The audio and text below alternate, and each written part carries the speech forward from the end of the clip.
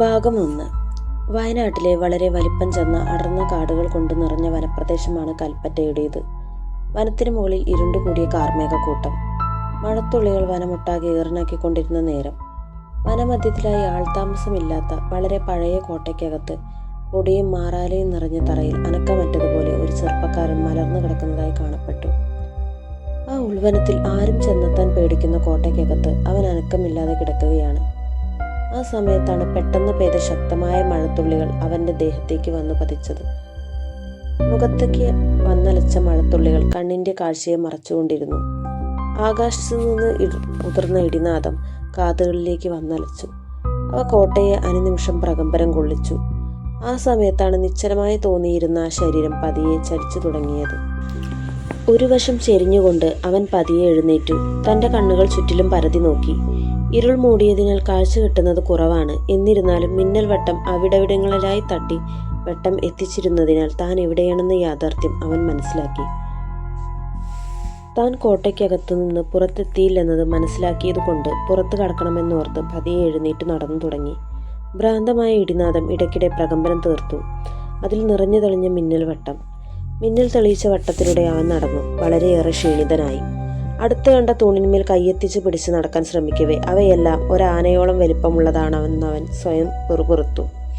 ഓരോ തൂണിലും ഭിത്തികളിലും തപ്പിപ്പിടിച്ചുകൊണ്ട് നടക്കുക എന്നത് അനായാസമെങ്കിലും പുറത്തെത്തണമെന്ന മോഹം നടത്തത്തെ തുടർന്നുകൊണ്ടിരിക്കാൻ അവനെ പ്രേരിപ്പിച്ചു. നേരം പോയിക്കൊണ്ടിരുന്നു. ശരീരം നന്നെ ക്ഷീണിച്ചിരിക്കുന്നു. ഇനിയും പുറത്തെത്താൻ കഴിയാതെ ഇരുന്നാൽ. ഒന്ന് ദീർഘമായി നിശ്വസിച്ച ശേഷം ആരോടെന്നില്ലാതെ പെറുപെറുത്തു. ദിക്കു നോക്കിയും കടാരയും കൈവിട്ടതിനെ ചൊല്ലി. ഇപ്പോൾ മിന്നൽ താഴ്ന്നിറങ്ങി വെട്ടുന്നുണ്ടെങ്കിൽ കൂടി കോട്ടയ്ക്കകം മുഴുവനായി ഇരുട്ടു മാത്രമാണ്. ഭയം കാതിനെ ശബ്ദത്തെയും ശ്രദ്ധിക്കുവാനും മൂക്കിനെ ഗന്ധത്തെയായും കൈകാലുകളെ സ്പർശനമായും ഒളിഞ്ഞിരിക്കുന്ന അപകടത്തെ നിരീക്ഷിച്ച് മുന്നേറുവാൻ പ്രേരിപ്പിച്ചുകൊണ്ടിരുന്നു. ആ ഇരുണ്ട കോട്ട വഴിയിലൂടെ പോയിക്കൊണ്ടിരുന്ന നേരം വഴുപ്പാർന്ന ഒന്ന് കാലിലേക്ക് കയറുന്നതായി തോന്നി. ചെറിയ രീതിയിൽ കനവും ഭാരവും അതിനുണ്ട് എന്ന് മനസ്സിലാക്കി ഒരു ഞെട്ടലോടെ കാലിലേക്ക് അവൻ നോക്കി. ചുറ്റിലും ഇരുട്ടായതുകൊണ്ട് അതെന്താണെന്ന് കാണാൻ കഴിയുന്നില്ലായിരുന്നു. പതിയെ പതിയെ അത് കാലിൽ ഇറുക്കി തുടങ്ങി. ശേഷം മുകളിലേക്ക് കയറിക്കൊണ്ടിരിക്കുകയാണെന്ന് ഒരു ഞെട്ടലോടെ അവൻ അറിഞ്ഞു. സർവശക്തിയും എടുത്ത് കാൽ കുതിർച്ചു. ദൂരേക്ക് ചെറു കനമുള്ളൊരു വസ്തു തെറിക്കുന്നതായി ആശ്വാസത്തോടെ അവൻ മനസ്സിലാക്കി. പിന്നീട് വേഗം തന്നെ അവിടെ നിന്ന് രക്ഷപ്പെടണമെന്ന വെപ്രാളത്തിൽ നടത്തത്തിന് വേഗം കൂട്ടി. ആ സമയമാണ് ആ ശബ്ദം കേട്ടത്. മൺവെട്ടികൾ തറയെ പിളർക്കുന്ന ശബ്ദം. തൻ്റെ ഇരു കാതുകളെയും വിശ്വസിക്കാൻ അവനായില്ല. താൻ കേട്ടത് ഒരു ഞെട്ടലോടെ വീണ്ടും ആ ശബ്ദത്തിനായി അവൻ കാതോർത്തു. വീണ്ടും അതേ ശബ്ദം. അവൻ്റെ കാലുകൾ വിറച്ചു. ശരീരം തളർന്നു പോകുന്നത് പോലെ. തിരിച്ചിനി എത്ര ദൂരം പോകണമെന്നോർത്ത് ആ ഹൃദയം ശക്തമായി മിടിച്ചു. ഇനി അവർക്ക് മുന്നിൽ എത്തിപ്പെട്ടാൽ മരണം ഉറപ്പാണ്. താൻ വന്ന ലക്ഷ്യം പൂർത്തീകരിക്കും മുമ്പ് മരണത്തിന് കീഴടങ്ങാൻ തനിക്കാവില്ലെന്ന് ഉറപ്പിച്ചവൻ തിരികെ നടന്നു. നടക്കുന്നതിനിടെ പല ചിന്തകളും മനസ്സിനെ വേട്ടയാടുന്നുണ്ടായിരുന്നു. ഭീരുവിനെ പോലെ എത്ര സമയം അവരുടെ കണ്ണിൽപ്പെടാതെ ഓടാൻ കഴിയും? അവരിൽ നിന്ന് രക്ഷപ്പെട്ടാലും ഈ കൊടും വനത്തിലെ രാത്രി വേട്ടക്കാർക്ക് മുന്നിൽ കീഴടങ്ങാതിരിക്കാൻ കഴിയില്ല. തൻ്റെ ദേഹത്താകമാനമുള്ള വ്രണങ്ങൾ തനിക്കരികിൽ അവയെ എത്തിക്കാൻ സഹായകമാകും. അവസാന നിമിഷം ഇത്ര വേഗം അടുത്തുവോ? ഒറ്റയ്ക്ക് രക്ഷപ്പെടാൻ കഴിയില്ലെന്നത് ഉറപ്പാണ്. മാർട്ടിൻ. പെട്ടെന്നാണ് ആ നാമം നാവിലെത്തിയത്. അവനെവിടെ? അവനൊന്നും പറ്റിക്കാണരുതേ എന്ന് മനസ്സറിഞ്ഞ് പ്രാർത്ഥിച്ച് വേഗത്തിൽ നടന്നു. എന്നാൽ നടത്തത്തിന് വേഗം കൂട്ടാൻ ശ്രമിക്കും തോറും അത് കുറഞ്ഞു തന്നെ വന്നുകൊണ്ടിരുന്നു. കൈകാലുകൾ ഉഴറി പതിയെ നിലത്തേക്ക് ആ ശരീരം ഊർന്നു വീണു. മഴ ശമിച്ചിരിക്കുന്നു. ശത്രുക്കളുടെ സാന്നിധ്യം തൊട്ടകലത്തിൽ.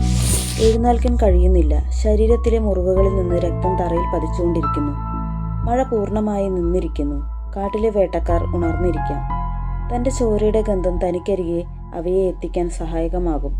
രക്ഷപ്പെടണം. എങ്ങനെ? എഴുന്നേൽക്കാൻ കഴിയുന്നില്ല. അഗാധമായ അന്ധകാരം കണ്ണുകളെ ഇറുക്കി. ആ തണുത്ത തറയിൽ വിറങ്ങലിച്ചവൻ കിടന്നു. 20 മാത്രം പ്രായമുള്ള ഒരു ചെറുപ്പക്കാരൻ. ഇരുനിറമാർന്ന ശരീരം, കറുത്ത നീണ്ട മുടിയിഴകൾ, ഒതുങ്ങിയ മെലിഞ്ഞ ഉറച്ച ശരീരം, ദേഹമാസകല മുറിവുകൾ ആരൊക്കെയായോ ഏറ്റുമുട്ടിയ കണക്ക്. വലിപ്പമുള്ളവയായിരുന്നു അവയെല്ലാം. വാരിയിലെ മുറിവിന് സ്വല്പം ഉള്ളിലേക്ക് ആഴമേറിയതെന്ന് തോന്നിച്ചു. ഇടിനാദവും മിന്നൽ തിളക്കങ്ങളും നിന്നിരുന്നില്ല. ഇടിനാദം തറയിൽ വന്നടിക്കുമ്പോൾ ആ ശരീരം പതിയെ ഇളകിയിരുന്നു. എത്ര നേരം കിടന്നെന്നറിയില്ല. ബോധം തിരികെ എത്തുന്നേരം കാതിനെ ഉണർത്തിക്കൊണ്ട് കാൽപ്പെരുമാറ്റങ്ങൾ. ആരൊക്കെയോ തനിക്കരികെ നടന്നെടുക്കുന്നതായി തോന്നി. കണ്ണുകൾ തുറക്കാനാവുന്നില്ല. ആയാസപ്പെട്ട് കണ്ണുകൾ തുറന്നു. ശബ്ദം കേട്ട ദിശയിലേക്ക് നോക്കി. ഭയം കൊണ്ട് കണ്ട കാഴ്ച സത്യമെന്ന് ഉറപ്പുവരുത്താൻ കണ്ണുകൾ തുറന്നടച്ചു. വീണ്ടും കണ്ണു തുറന്ന് മങ്ങിയ കാഴ്ചയെ തെളിച്ചപ്പെടുത്തി നോക്കി. മിന്നൽ വെട്ടത്തിൽ അവയെ വ്യക്തമായി കണ്ടു. കറുത്ത രൂപം കൊണ്ടവ. കണ്ണുകൾക്ക് ടോർച്ച് വെട്ടം. ചുമന്ന നാക്ക് നീട്ടിയിട്ടിരിക്കുന്നു. കാട്ടിലെ വേട്ടപ്പട്ടികൾ. സുഗന്ധത്തിന്റെ ഉറവിടം മനസ്സിലാക്കിയിട്ടെന്നോണം ഉൾക്കാടുകളെ ഉണർത്തി ഘോരത്തിൽ ഓലിയിട്ടുകൊണ്ടും പരസ്പരം ചെറിയ ശബ്ദങ്ങൾ പുറപ്പെടുവിച്ചുകൊണ്ടും ഉത്സാഹിച്ചവ വരുന്നത് നോക്കി ഉമിനീർ തൊണ്ടയിൽ കുരുങ്ങിയ കണക്ക് നിശ്ചലനായി അവൻ നോക്കിക്കിടന്നു, ശബ്ദം പുറത്തെടുക്കാനാകാതെ.